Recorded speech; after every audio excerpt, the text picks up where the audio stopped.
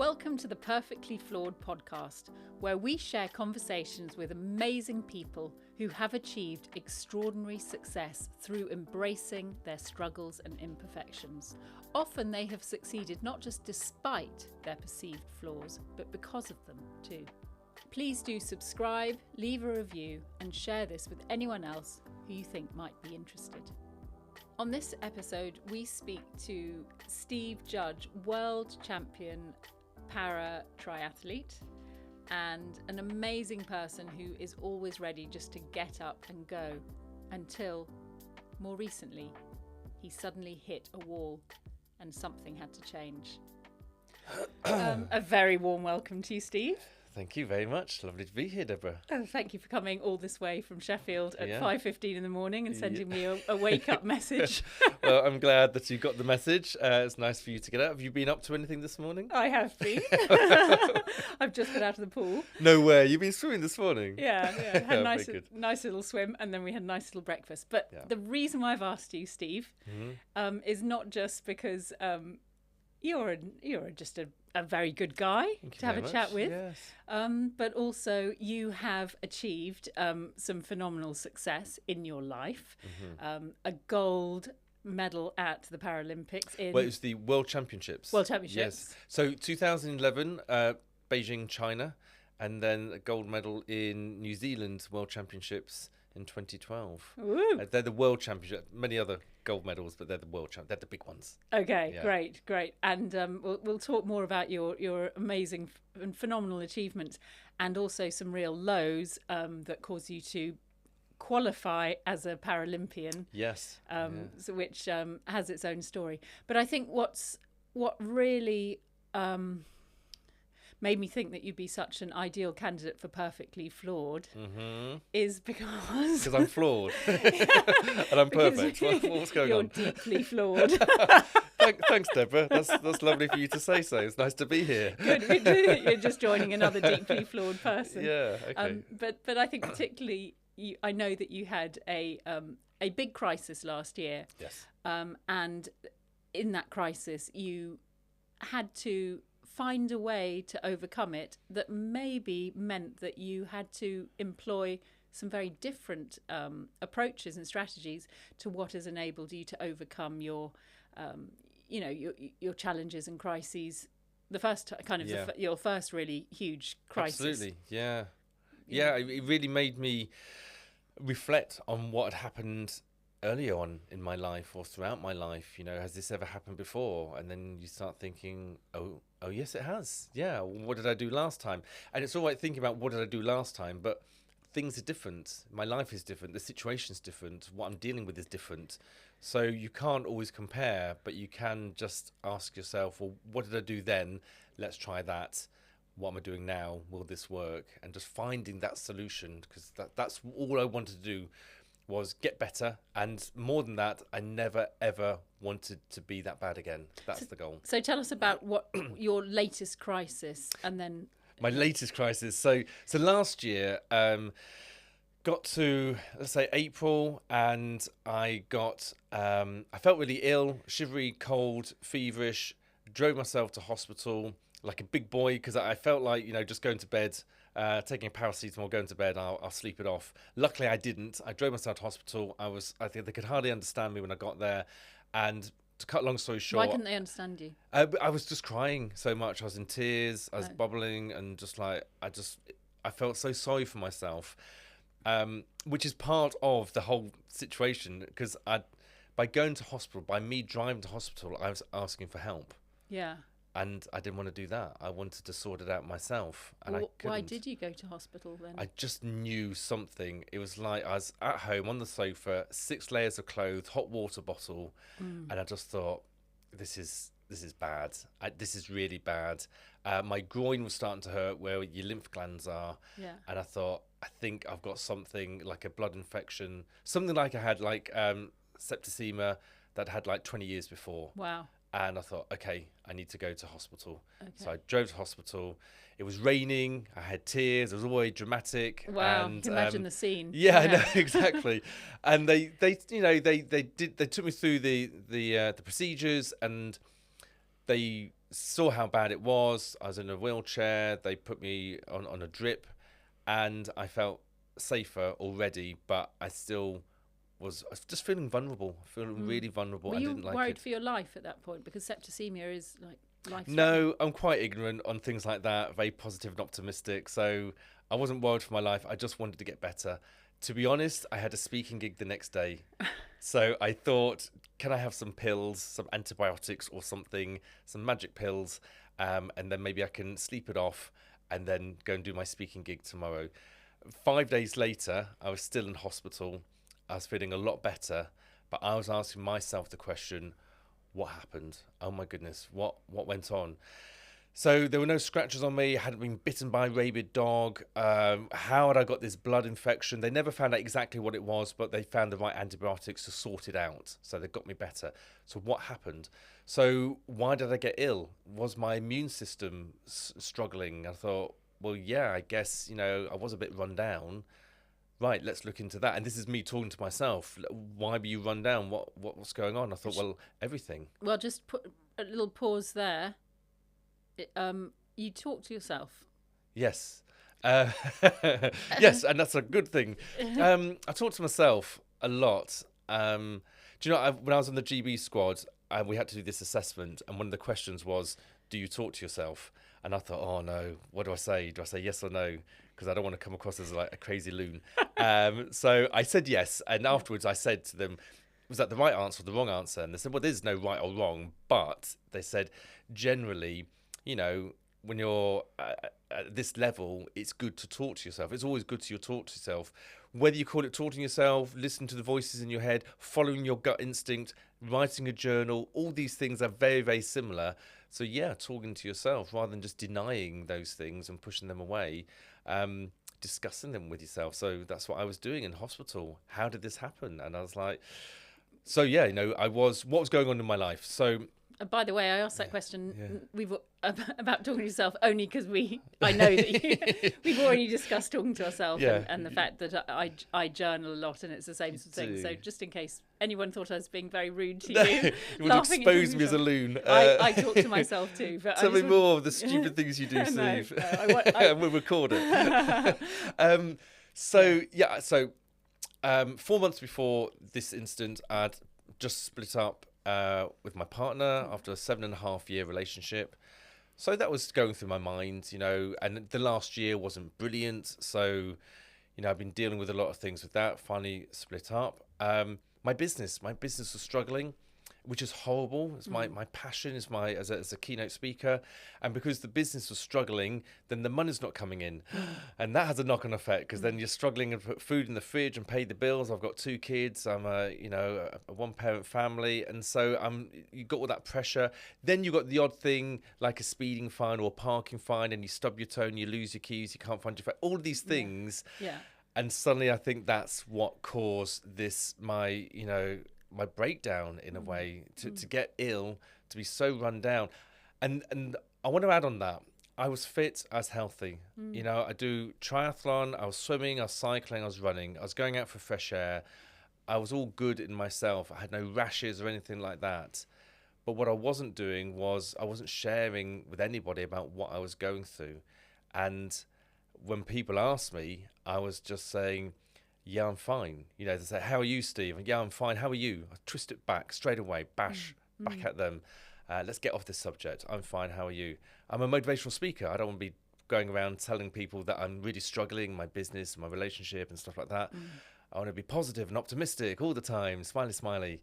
And that's what caused it. And I struggle with that because, to go from a mental thing to a physical thing that landed me in hospital for 5 days on drips, on antibiotics, and at one point I had about 7 people around my bed trying to work out, scratching their head, trying to work out what was wrong with me. And I just felt so guilty that I was putting myself through this, putting them through this, wasting resources of the NHS because I'm fit and healthy. Why am I in here?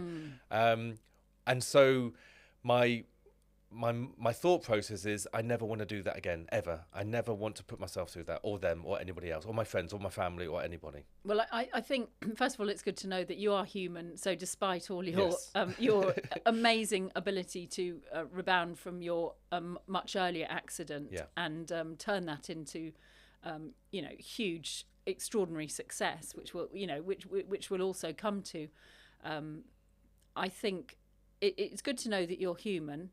And it's good to know that that you're able to sort of embrace those things. But I think some people might struggle with the idea that that you can so quickly draw a link between the mental and the physical. So what makes you so sure it was linked, that it was those two things? I agree. It all sounds a little bit woo-woo, doesn't it? And I think that's what I've always thought. But I've always had an open mind and realised that there is some kind of connection. It's a bit like your subconscious and your conscious and all of that. It's very hard to explain, and I'm not going to ever pretend that I've done lots of research on this. I might have read a few books or blogs or listened to other speakers, but there is a connection. Why can I be so sure? Because there was nothing else. There was nothing else wrong with me. Like I said, fit, healthy, no scratches, no rabid dogs biting me. The only thing I can think of is my immune system was run down. And the only thing I think of, when I think about it, when I dissect it, was all the things I've just listed. And I think, yeah, that has got to be it. And admitting that meant that I could move on to the next stage. And I think when you accept the situation that you're in, then you can do something about it. And that's what I needed to do. So the next question is, right, what? What do I need to do to make sure that I never, ever do that ever again? And so that's the process I went through. So we'll come to that question of what in a minute. But I think just back to the body and the mind and the connection there. I mean, I think there's so much more emerging science now to show that there is a direct correlation, with things like stress and cortisol release and adrenaline overload and all of those impacts on the body. Depleted amounts of serotonin, feel-good chemical, mean that we don't sleep so well. I mean, there are so many links between hormones that we have and neurotransmitters that we have in our body and physical effects. And for a long time, we've already known that stress causes heart attacks. So I don't think it might sound woo-woo, but all you need to do is scratch beneath the surface and you'll see there's a ton of science. There is. I mean, I think the obvious one is when people get a rash, which is quite a visual thing and quite itchy. And you've got a rash. Where's that from? And they go, I don't know. And you think, are you stressed or anxious? Right. Yeah, I am a bit. You think, I mean, that's like a really common one, or they just scratch their head or just something like that. And then obviously the more stressed, the more anxious, the bigger the issue. And you mentioned the heart, the stress, anxiety leading to heart attacks. Yeah, there's connections, of course. And IBS, stomach complaints that people have. Oh my goodness, yeah. But even this, as you say, the smallest thing like a rash. I mean, people often know that they, we can have stress-induced rashes and things like that. But also like blushing. Yes. Can I make you blush? Probably. Oh yes, you're blushing now. I think sometimes, yes, you are. That's because I'm happy. I don't know. No, I probably am blushing. Yeah, but yes, you're absolutely right. Just little things like that, isn't it? Yeah. So I think so. I don't think, although it appears woo-woo, we still don't look at it as our primary, our first port of call. We tend to kind of go, I agree. It's not the first port of call. It's like what cream can I get? What pills can I get? What operation can I have? And you go, right, we can do that, but we need to find the root cause. We need to dig deeper. How's your life? How's things? How's your personal life and things like that? And just kind of the sooner you get to that, the better, because that's what really needs sorting out. Obviously, you need the life-saving operation first, and you need get rid of the rash. And for me, the antibiotics just get me better. Yeah. But I need to get to the root cause. That is essential. And amazing that so then the question is, what do you do? What do I do? So this is all about me, because I in this situation. In this situation, I realised not only what I'd been through, but I very quickly realised that I hadn't talked to anybody about it. And that's it in a nutshell, really. I hadn't talked to anybody about it. I needed to talk to people about it. Is that why you're coming on a podcast with thousands of downloads? I mean, we don't know. You haven't released it yet. No, I thought we were talking about something completely different. So no, absolutely. It's about being open and honest, and that is difficult. Yeah. The honesty bit. I can feel my stomach go when I say, being honest. And I went through some counselling, and I struggle with the word being vulnerable.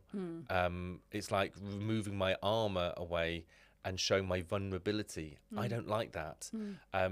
It's the back to how are you? I'm fine. How are you? Just twisting it around.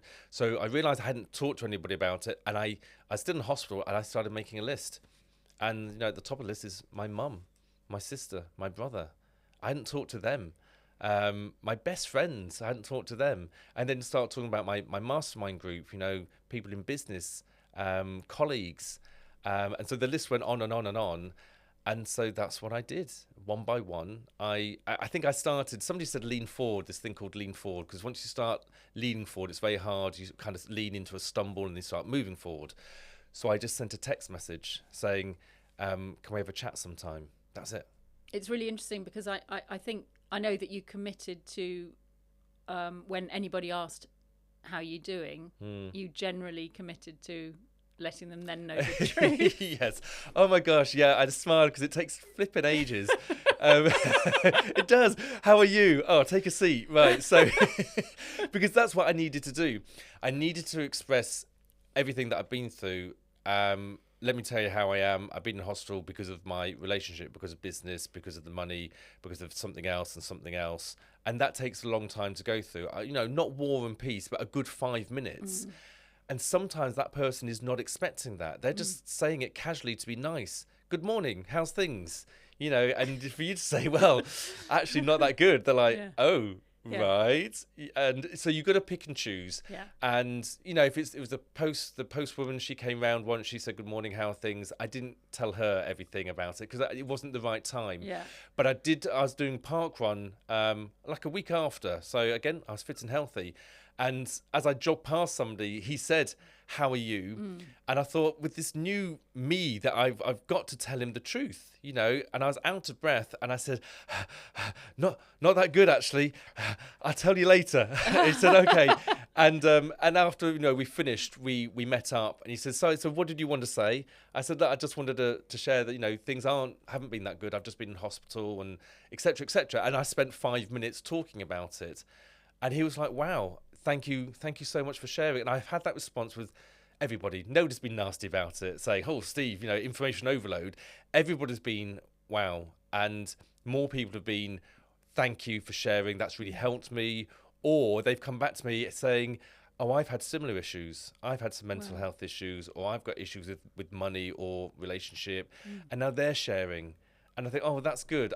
Maybe I promoted that because it's helping me, and I'm sure it's helping them as well. But it is about taking that time out, picking and choosing your moments, but not saying I'm fine. That's the main thing, and saying exactly what's going on. I mean, have you heard that thing that what FINE stands for? No. Feelings inside, not expressed. Oh, I'm okay. fine. Yeah. I'm fine. Yeah. But I loved some facts that you drew my attention to, which is the average person tells 4 lies a day, or 1,460 a year, a total of 87,600 by the age of 60. And the most common lie is? I'm fine. Yeah, I'm fine. How are you? Let's twist it round. Let's talk about something else. Oh, the weather's nightmare, isn't it? Horrible weather today. And you just talk about something else. We've all got the skill of doing it. And I think if you know that skill, you can use it even more. And it's not good. It's not helpful, because when do you express? And also, you know, it's not just sharing with one person, because I feel sorry for that one person that's getting all of that. It's about sharing with a multiple of people. And this is what I found, that I needed to talk to. I talk about having your golden gang. The golden gang are around you that help you to achieve the things that you want to achieve. Now, so I wanted to achieve in my mental health. I wanted to get it better. So I needed to find the right people to share.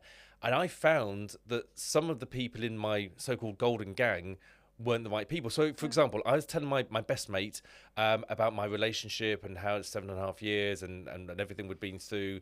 And basically, he was rubbish. He wasn't very good about it at all. He was terrible. And I thought, oh, sorry, okay. best mate. Yeah, sorry, I'm probably listening in. No. And it didn't work. However, he was really good at talking about goal setting and DIY and stuff like that. However, my best friend, who was a female, she was really good about the relationship stuff. And I thought, oh, she is the right person for this subject. Right. He is the right person for that subject. The only way you're going to find out is to express everything to everybody and then pick and choose who's right for whatever. And that takes a long time. But once you find those people, the right people in your golden gang, I know who to go to when I want to talk to or offload about Excel spreadsheets or about finance or about tax or about relationships or I know the right people. Yeah. And that's what I would recommend everybody to do, to find out who they can go to for those things. I think there's something quite interesting there around allowing yourself to evolve into the next iteration of you as you grow and you expand in your life and as a human being, and finding that you mustn't let your old circle of friends necessarily hold you back to the old identity that you had. So you need to keep finding, keep the good friends that you've got and the people that know and love you for many years, but also sometimes you need to also find new people in your life. And I imagine those conversations that you committed to having around being honest would have opened up all kinds of new connections with you. Yeah, totally. I didn't post anything on social media while I was in hospital because I didn't want to be there, and I also didn't have any answers. I didn't want to just be moaning about it. I didn't want sympathy from anybody. I wanted answers. I wanted to move forward. So I waited until I was out of the hospital and I knew what was going on a little bit more. And then I put something out on social media about realizing it was the mental health. And it really opened up the doors to a lot of people saying, thank you for sharing. This has really helped me. Thank you for sharing. I have this also. Thank you for sharing, Steve. Can I help you? I was like, yes, this is the thing that I need to do. Ask for help.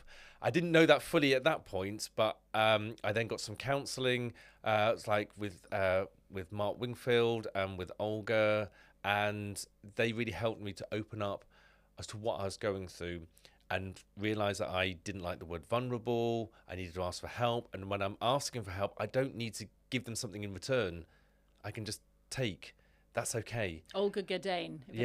That's right. Yeah, and it's not. Sometimes I've already given, over the years and how I know these people, I've already given. So maybe it's my time to receive, and that's okay. And just realizing that. So yes, it opened the doors for me to realize that and do something about it. So make more relationships as well and build my golden gang even bigger. The people I've got up to now, great.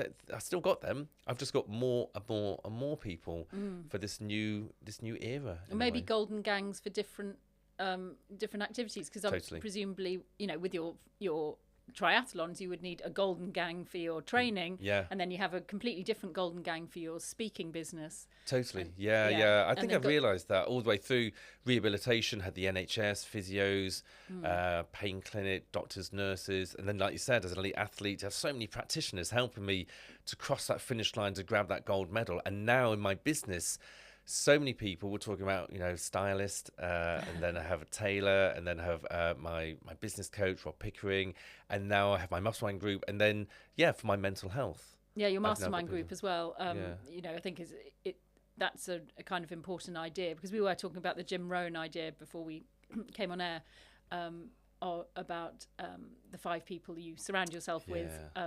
Is who you become.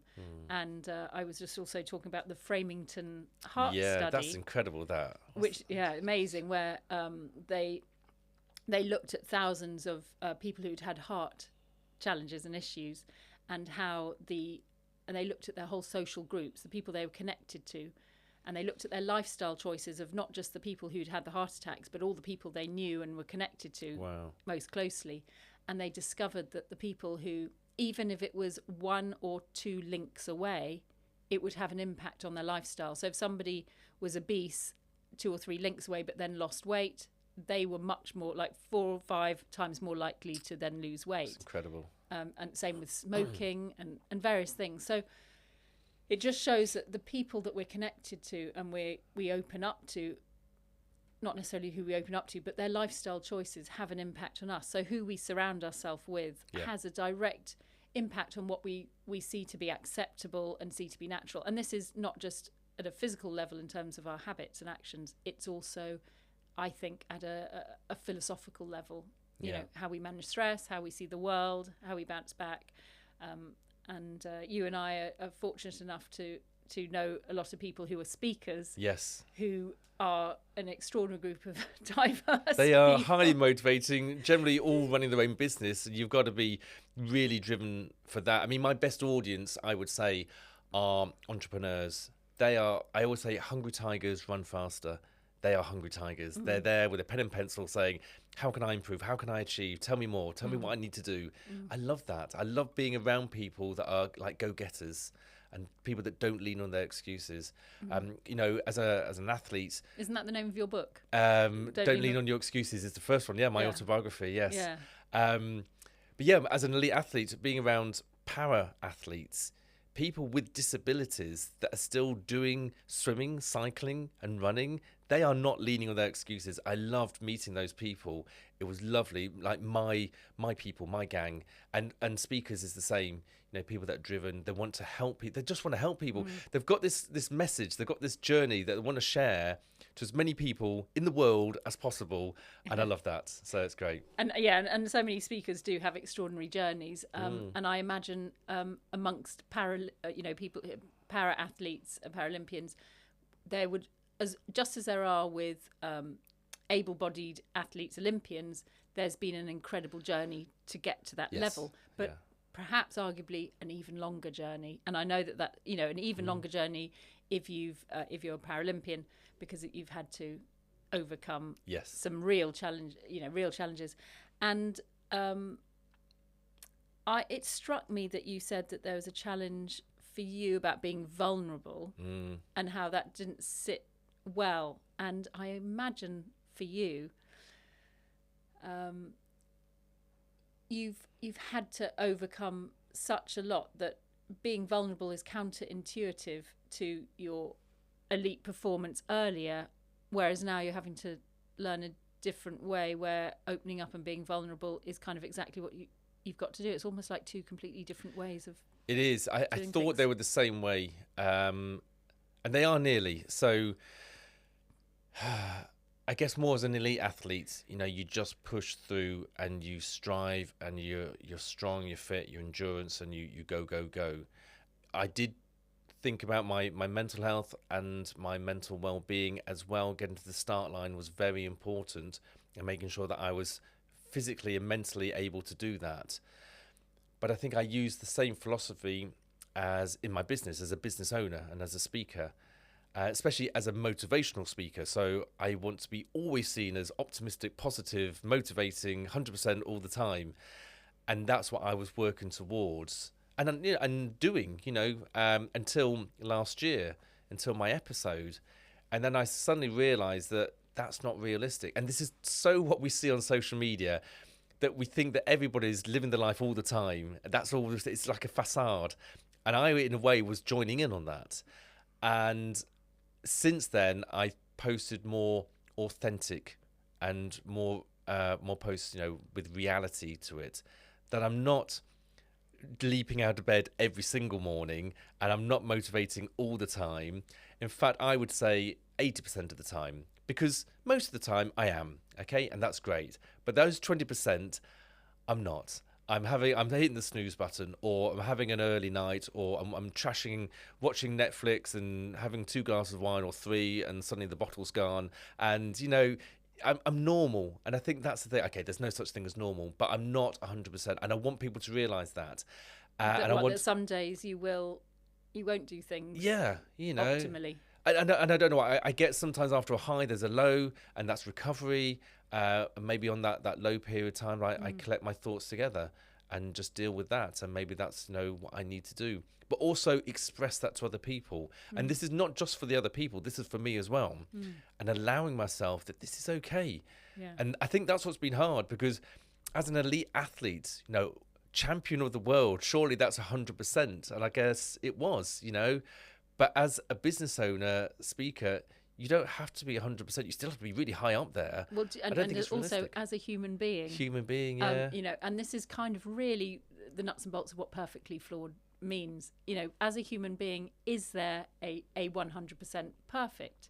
Sometimes the perfect response is to admit to your flaws. Sometimes the perfect response is to not get up and put a smile on your face. Yeah. You know, sometimes that is the most perfect way to be, is to do things that aren't 100%, you know, to the program, because sometimes the program changes. And I was saying to you earlier on today that I set out this year to say it's all about my speaking this year. Yep. It's January. Okay. We've only got a month in, but not that it's. But suddenly I've been kind of all about getting my book my book proposal. Did you get a little ready. distracted? Did you? Kind of distracted, but also I think it was the right choice. Yeah. Because actually, it suddenly fitted in perfectly with what I was doing. It does, and so sometimes if we adhere too much to the plan A, we miss out on opportunities and sort of wonderful new pathways that could be more right or better. Yeah. Yes. You don't sound convinced. No, I do. You think stick to the plan?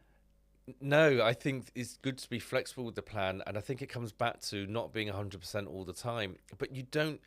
This is what annoys me: is you don't hear about people not being 100% all the time. No. You hear them being 100%. I journal every morning. I do stretches every morning. I have these habits, you know, that I do every single day. Now, don't get me wrong, I do clean my teeth twice a day. Okay, that is something I do.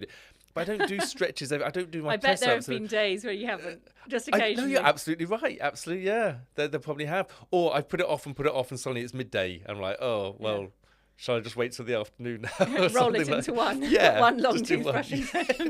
Just brush them for 4 minutes. Does that work? So no, you're absolutely right. But you know, people do not talk about that, and I'm still in that boat that I don't talk about. I don't do social media posts where, oh, I had a rubbish day yesterday, I didn't do anything, because I don't feel that that's motivating, but it is authentic. So give me time. I'm still working on it. I think doing this podcast and talking about it is part of my process, and maybe it's just taking a long time, but bit by bit, I want to be known more of like the 80%er. Maybe that's a new catchphrase or something, and other people can relate to that and go, I'm like Steve Judge, I'm only 80%. I mean, only, that's pretty good. Actually, 80% is pretty high, but you're not 100, and there's nothing wrong with that. That is fantastic, and that's kind of music to my ears, because I came to that same conclusion last year about 80%, because I was realising I was such a boom or bust type of person. I'd either be going, I'm training and I train really hard, or you know, I'm on a weight loss regime, or you know, and then I can't get any of it wrong, and then it would all kind of discombobulate the moment I didn't. Because you can't do 100%. You just think, well, I might as well quit then. Yeah, and I'd constantly be overtraining, and then I'd go the other way, and I'd just do no training for a long time, and I'd end up with had a really bad inflammatory response in my shoulder, which Okay. But so there's a lot of I really agree with you. And then I heard on QI. Oh, must be true then. Yeah, yep. And then I looked it up in Harvard Business Review, okay, right. and they've got something about it. But they found that 85% of anything is the optimum way of doing things. So people succeed. People are more effective when they do things at 85% of the time than 100%. So have a look at that. It's quite an interesting little bit of research. 85% is optimal. That sounds good. I might read that and then do a blog myself, and relate to that, how I'm using that in various things, whether it's business, fitness, health, diet, drinking, all these things. That it's okay not to be perfect, 100% perfect. It's correct. Okay not to get that score. Yeah. Now I was just playing around with you. Sort of, you're called Steve Judge. Yes. So. Yes.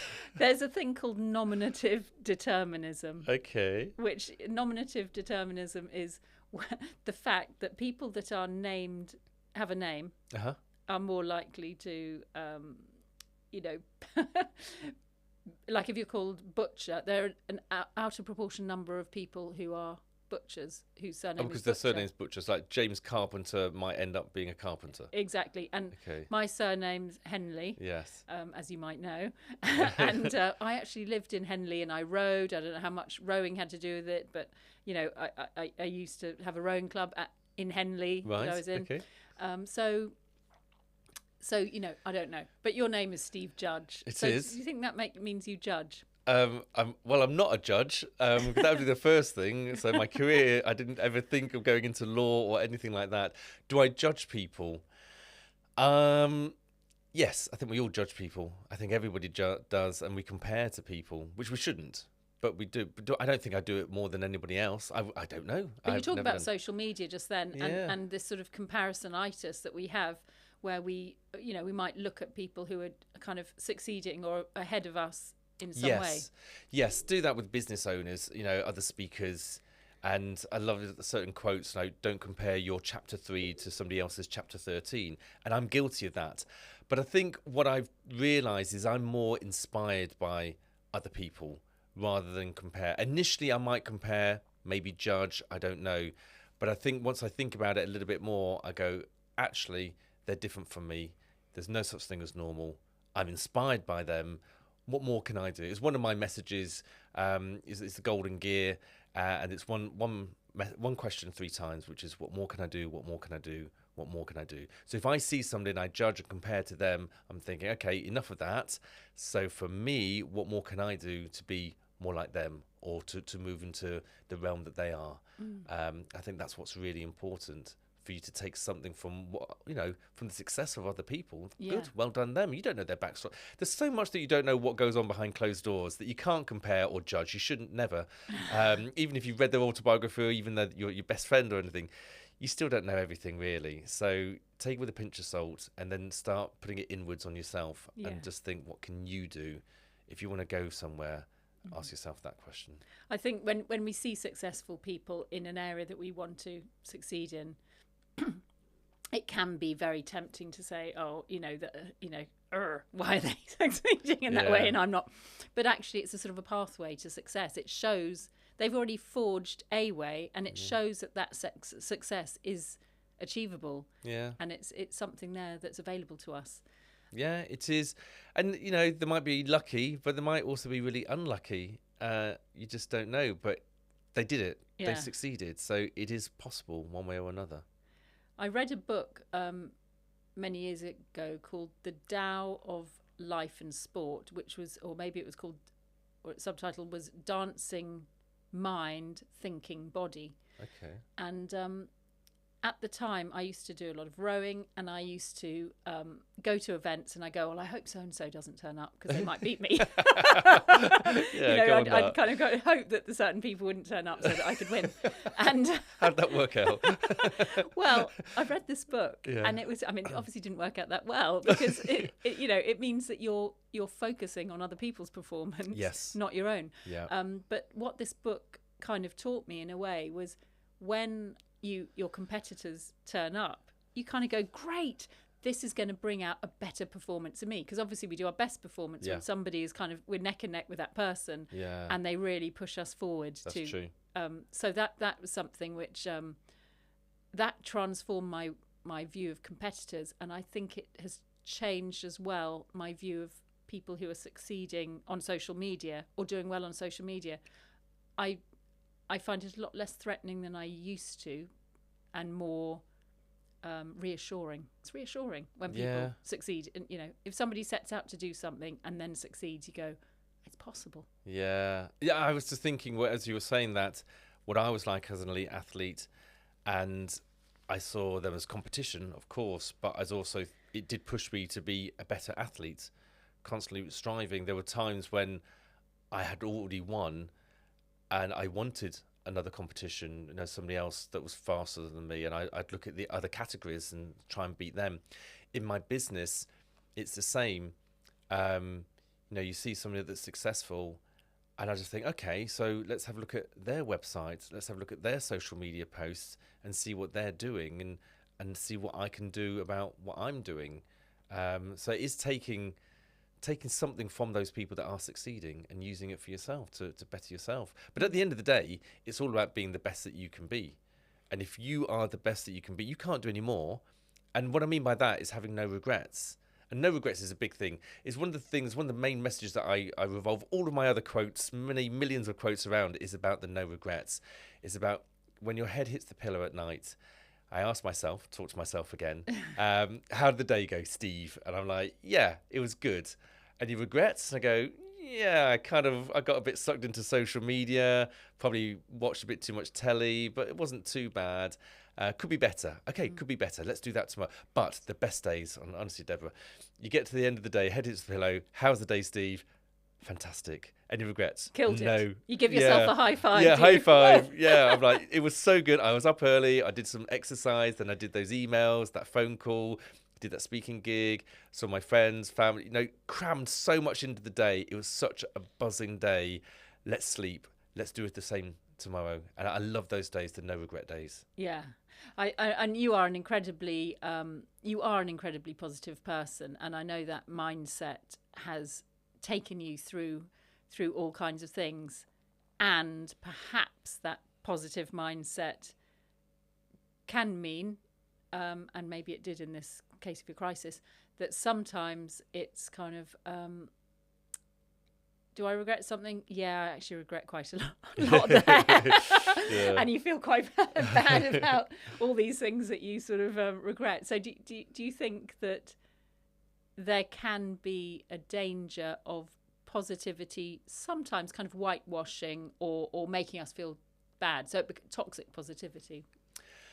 It depends how you reflect on it, I guess, and it's about being real to yourself with the toxic positivity. I would never say for me I'd let it whitewash. I do gratitude, again, not 100%, but when I remember, I do gratitude, and I love gratitude. Just taking the things. I've got a roof over my head. I've got my health, I've got food in the fridge, I've got 2 healthy kids, and just thinking about the things that I take for granted. And I think that keeps my feet on the floor as well, with the positivity stuff and also the negative stuff as well, as in not to beat myself up. Even comparing to other people, there's people worse off. Yeah, there are people worse off, but let's not compare to them too much, but let's take that on board as well, that there are people that are worse off. And so take a look at my life. It's not that bad.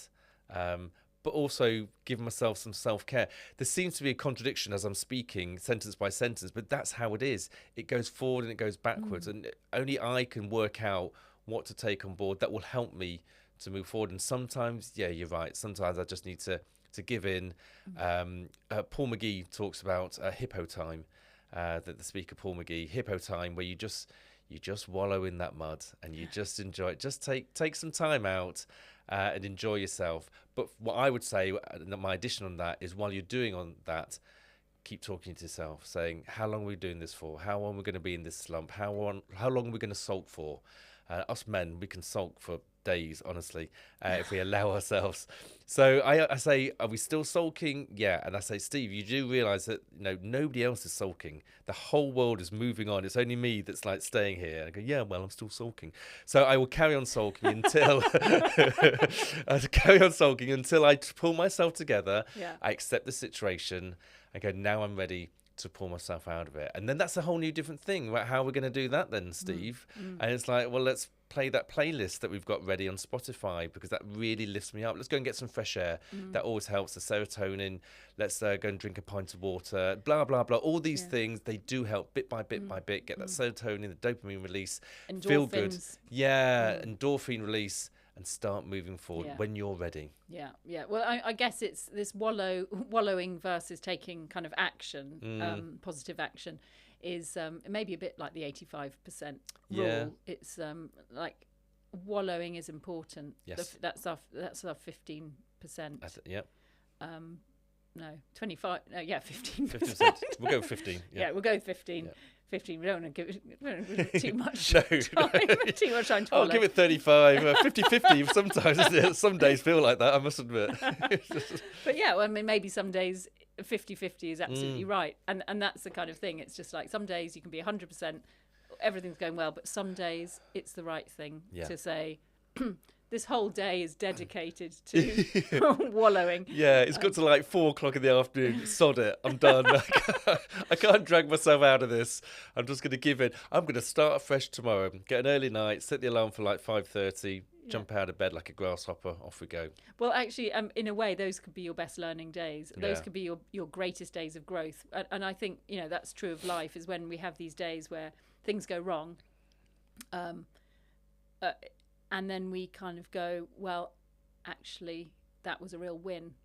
something went wrong, but it was a real win because now I understand so much more how to deal with that. Oh, that's such a positive mindset, isn't it? A learning mindset, and I love that. And I'm good at that. It's what I do. It's one of my skills. But it comes with time and practice.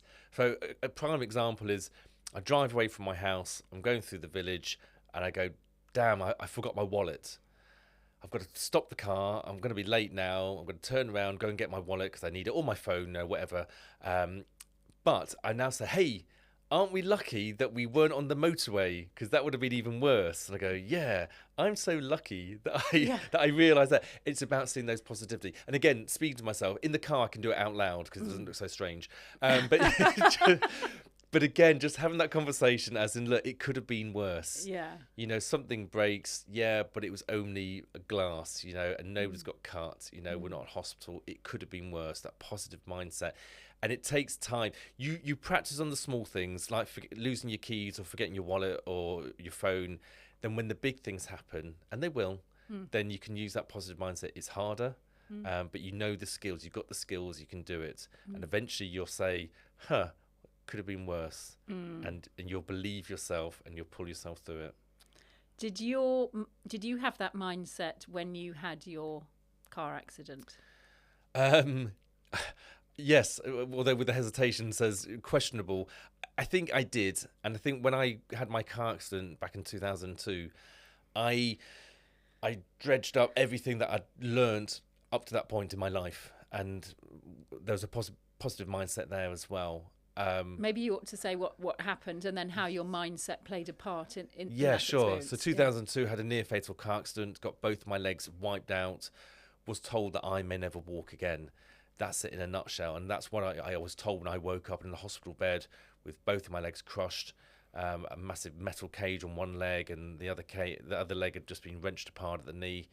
And so my goal was very much to grow my leg back, to learn how to stand again, to learn how to walk again. You actually grew the bone in your your shin. So my right leg, this big metal cage, it had nuts and bolts in it, so I had to twist the nuts and bolts to lengthen the cage, which lengthened my leg, which stretched my leg to the point where there was a gap in my leg with no bone. Just the skin was there, but there was no bone in the middle. And then it took me a year and a half to grow that bone back within that leg by standing on it and walking it. So yeah, standing on my leg without a bone in it. Must have been incredibly painful. Very much a mind over matter thing. The pain was immense.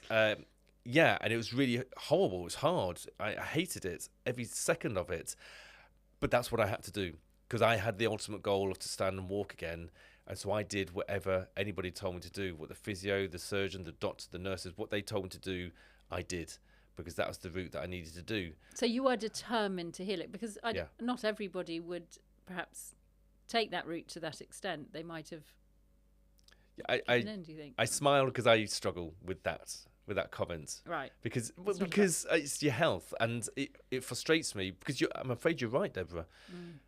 Some people say, "Oh no, that seems a bit painful," and I go, "Yeah," but then you lose your leg and you can't walk properly for the rest of your life. I met a guy. You still have a bit of a limp, don't you, now?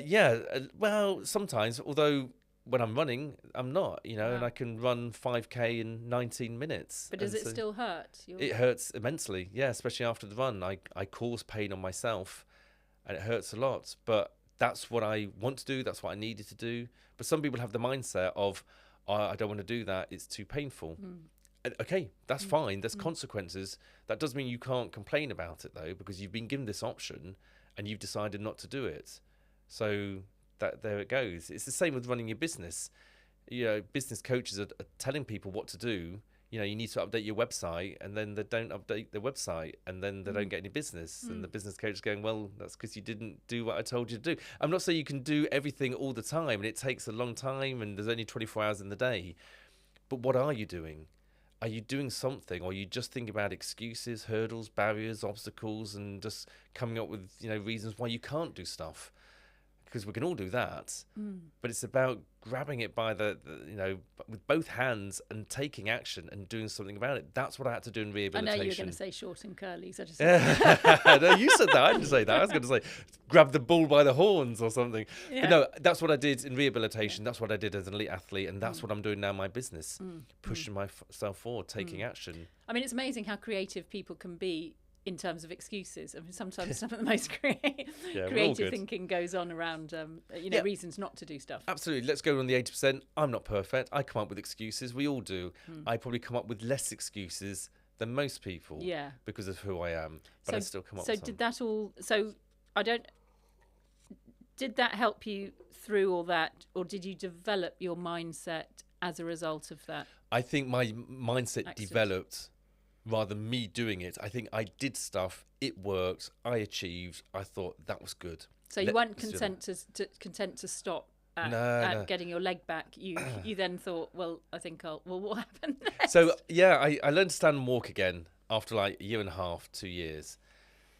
What drove me forward was anger. I was very angry with what had happened to me. The accident I'd always said that it changed my life, not ruined it. Changed it, how? That's up to me to rewrite this book, this chapter, this journey. So I was angry, frustrated. I wanted to prove the accident wrong. I wanted to show it with 2 fingers what I could do now physically.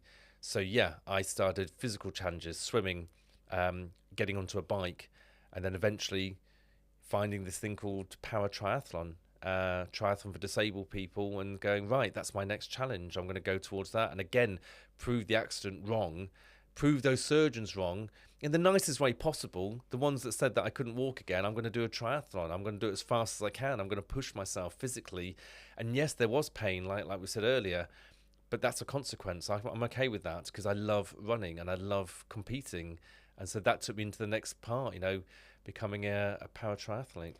So tell me about what the doctor gave you a pronouncement, which you were quite pleased with.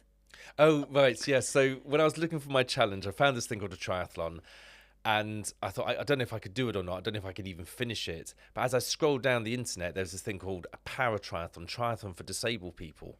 And I thought, I wonder with my legs both being a little, with the injuries and stuff that I've got going on with them, they don't work properly. I wonder if I'm disabled. And I went for an assessment down at Loughborough, and they did some assessments on me, asked me lots of questions, some physio. And at the end of it, they said, Mr. Judge, you are disabled. And I'm like, this is great. This is fantastic. Because now I've got no excuses to lean on. And they said, can you run? And I said, not yet.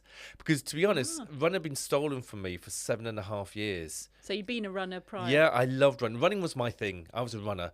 From a little boy, from a kid, doing fun runs with my family, 10K races, fun runs as it was. I loved running through the fields with my dog. It was my liberation, my freedom, my meditation. It was everything. It's everything to me. That was taken away from me for 7.5 years. And then I got this goal to do this triathlon, swim, bike, and run. I thought, I wonder if I can run 5K.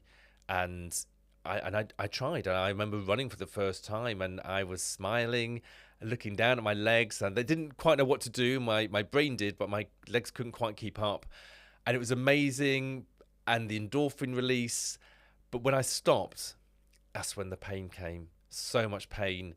The adrenaline wore off, and that's the whole point. The next day I couldn't run. I was in so much pain, so I thought about what I could do rather than what I couldn't do, and I went swimming.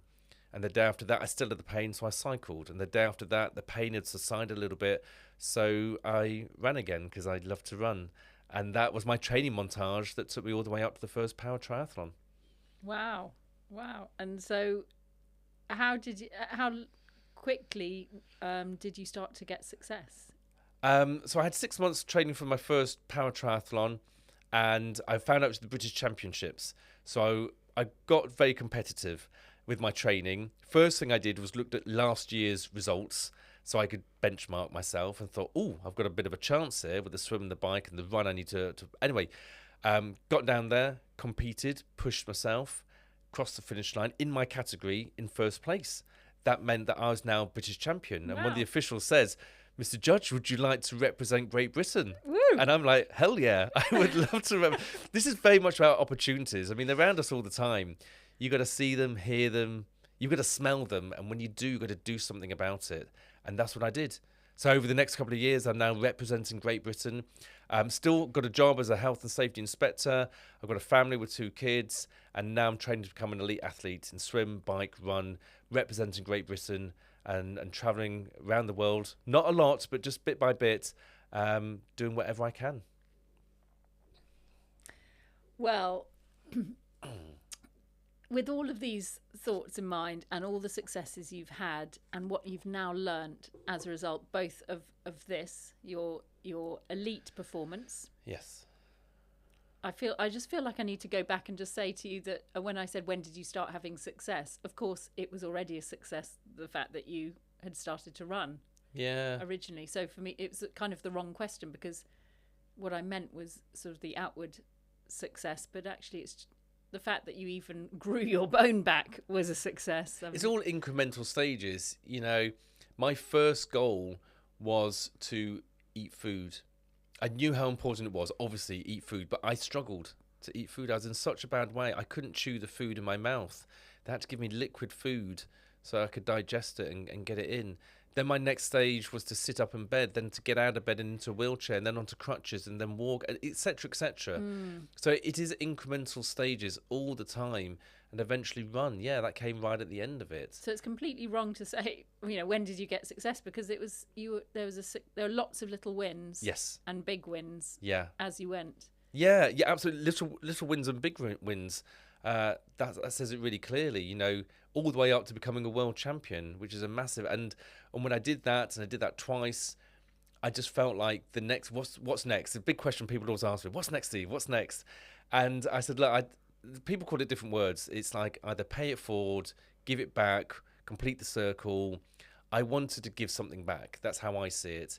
I want to share my journey. I want to empower people to achieve the life that they want to live.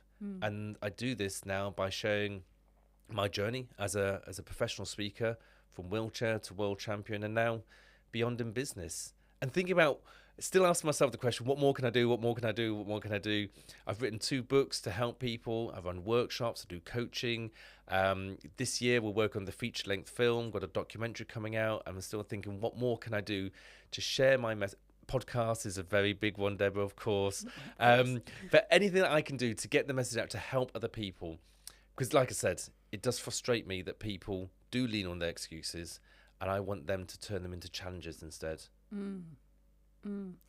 It seems that, life doesn't have a happy ending really until we pop our clogs, and with all that success, you still had to contend with another challenge, more recently. Yes. And probably, arguably maybe just exactly the right challenge that you needed to have to kind of have a new evolution in your thinking. I think so. Yeah, I think it's something I'd been in denial about, as in just like pushing forward, putting myself together, which is important, essential, but looking at the bigger picture, as in talking about it, sharing and asking for help, accepting that this will make you feel vulnerable or make me feel vulnerable, but that's what I need to do. And if I want to survive, it is about the mental health and the physical health. I've got the physical health sorted. I'm good on that. The mental health, I need more work on. It's ongoing. So what does perfectly flawed mean to you? Oh my goodness, perfectly flawed, I guess, is what we've been talking about, the 80%. And there's nothing wrong with that. Hold on to that. Be proud of that. Like I said, 80% is big. That's a lot.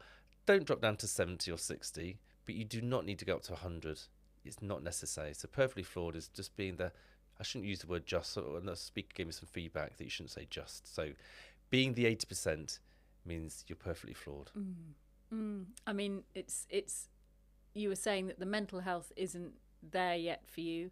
No. And maybe that's okay, because you're still a human being. Yes. And when you connect with people and show that you are that human being, that's in a way perfect. It's perfect that you... They love it. They love the authenticity. They love hearing about my imperfections. They go, oh my goodness, so you're not a Superman, so you're not 100%. I go, no, I'm not. They go, but we thought you were from, the photos, the videos, the social media posts and everything like this. And I'm not, I'm just me. I've used the word just again. I am me. I am me, and 80% is fine. Yeah. And the more people that know that, the better. And you're accepting, also accepting yourself. So it's not just that other people do it, other people know that, it's that you also for yourself acknowledge and are okay with the fact that you're and it's the whole new it's a new thing of the mental health. How do you benchmark that? How do you know when your mental health is good? Physically, you can go on past times, experiences where you get out of breath when you get to the top of the stairs. How do you know if your mental health is good?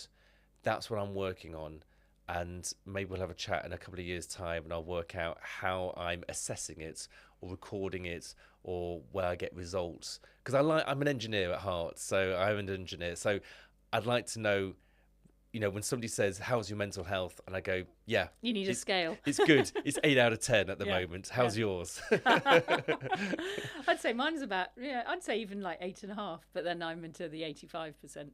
Perfect. So maybe I'm harder on myself.